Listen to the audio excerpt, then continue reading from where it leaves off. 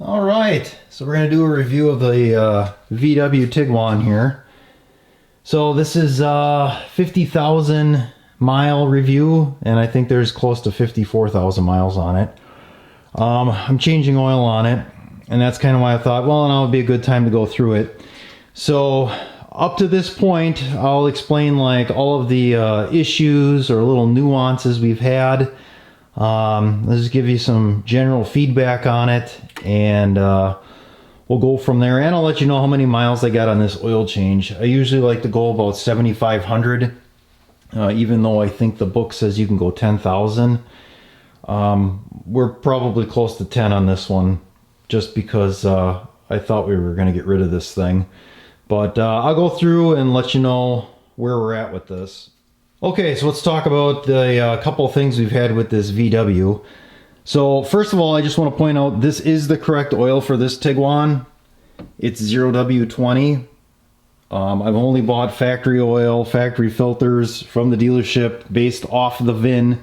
So I know some people leave comments say that it should be like a 5W40 or something. That's wrong. That's not what this engine's supposed to have. I definitely wouldn't want to be running a 5W40 when it was negative 10 degrees Fahrenheit this morning. Definitely going to stick with the 0W20 like it says. That's definitely what we need up north here. Anyway, so issues. The key fob, we'll start with that. The battery went bad. There was a dash display. I don't know if you can get that dash display to like reset itself. We changed the battery and it seemed like the display was gone. It wouldn't come on anymore. Recently now it came back on again. That's less than a year, and I'm not sure why. I don't know if it gets like a bad signal voltage and then it trips something that's saying that the battery needs to be replaced in the fob, but it's just one little annoying thing. So this is hard to film, but you can see there's some oil residue here. So something's leaking oil. I had it into the dealership very early on, probably first oil change is when I realized it, so I'd say it must have been around 5,000 miles. Dealership kind of blew me off, said it wasn't that big of a deal. They actually turned the lights off in the waiting room and left without like giving me my car back. So I'm not real impressed with that dealership. So yeah, it still leaks oil a little bit. I haven't found anything on the floor, but there's always some wetness on the bottom of the engine. The other thing is, it always smells like antifreeze. So when the wife drives the car home after working, parks it in the garage, just got a coolant smell.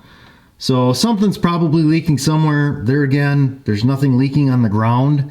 The coolant level really doesn't go down, but there's got to be something dripping just a little bit, maybe in a spot you can't find. I know we had a truck at work that did the same thing, and it wasn't until the driver finally saw the stuff leaking on the ground. Otherwise, you bring it in and like, yeah, it smells like coolant, but you can't find a leak. Everything's dry, and you're checking all the hoses and everything. Well, it turned out it was leaking on a hose that was buried within the intake. Like the intake went over top of it, and that's where we found it. So yeah, stuff like that's sometimes hard to find, but like I said, a little bit of oil leak and a coolant smell for sure. Most recently, we had some rattling going on in the front end, and that was before the 50,000 mile warranty. And I really wanted to get it to the dealership, and I couldn't get it there before the 50,000 miles. And I wasn't real impressed with the first go around, so I called this place that works on everything, and I said, hey, I got this VW. I'm like, do you guys work on them? He said, well, it depends. What's the problem? I said, there's a rattle in the front end. I said, I think it's ball joint. I don't think it's tie rod ends because there's no tire wear. He said, yeah, we can do that. He's like, we'll give it a check and see what it is. And I told him, I said, oh, I had it at the dealership for an oil leak. And I said, they kind of just turned the lights off and blew me off. And he said, yeah, we've heard a lot of that from that dealership. He's like, they're not real good. He's like, their service department is terrible. And I'm like, that's what it seemed like. It seemed like a really, really bad, terrible service department. So anyway, I took it in, and it was, I don't know, maybe an hour after I dropped it off. And he said, yeah, we found your rattle in the front was actually the sway links on the sway bar. So they're non-greasable. And he said we can replace those. Otherwise, he said we check tie rods, ball joints, everything's still good. Which I'm like, that's great. Then we don't have to do that, because we at one point I had a Ford Escort that it was right around at 50,000 miles. I think the tie rod ends were out. They had to be replaced. So I was kind of thinking, well, this car's kind of cheap. You know, maybe that's what it was. But it was just the sway links. And then I just had him to do it. It was 260. And I thought he said the sway links were like 80 bucks a piece. They're about, I don't know, probably a foot, 18 inches long. They're real long jobs. So I just had him do it. I'm like, by the time I get it in here, set it up, run and get parts, and then hopefully the parts are right the first time, that whole deal, I'm like, it's worth my time just to let them do it, and I'll just pay it, whatever. So that was done. And since then, it's been okay. The other thing we had was a headlight, and that came up on the dash as well. My wife came home and said, oh, my headlight's out. It says it on the dash, and sure enough, the headlight was out. So there's a ton of different headlights again. It used to be simple, kind of like buying light bulbs. You could buy a light bulb, and a 60 watt light bulb was that, but now you get all these LEDs and everything else. So I tried to find the most like standard generic bulb and replaced it. It was actually pretty easy. There's easy access on the back side here, so that was decent. But there again, that seems to me to be kind of premature to have a headlight go out already with right around that 50,000 miles. So those are the big things we've had so far: the key fob, battery, headlight, and the sway links, and then the oily coolant smell. So, but we plan on getting rid of this thing. We really want to get a Toyota 4Runner. The problem is nobody has any on the lot, and the stuff they got coming in is either spoken for, or they want you to put money down on something, and I will not do that. I'm not putting money down on anything. So, and then they won't give you an appraisal on the car, on the trade-in value, because they said, well, your trade could change, 6 months from now.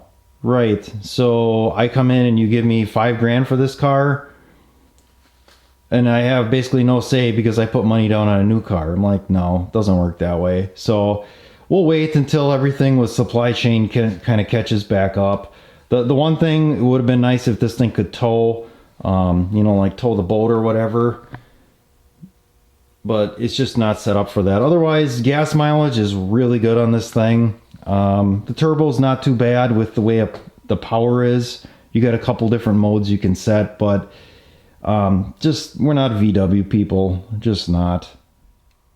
Alright, so I got the oil changed there. Just check for leaks. I always like to check to make sure I got this tight enough. Also, again, it says right on here, engine oil for this car is going to be the 0W20, just in case there's some discrepancies. And like I said earlier, we're not really a VW type of family, I guess, or I'm not a VW type of guy, so I don't have a beard or anything, so maybe that's part of the deal. But I know some people really get into these things and they like all the little bells, whistles, and tricks that the thing can do, but I'm just not real impressed with it. It was inexpensive, it's fuel efficient, but not impressed with the other stuff. So definitely looking forward to getting a 4Runner and sending this thing down the road. So, alright, that's going to be it for now.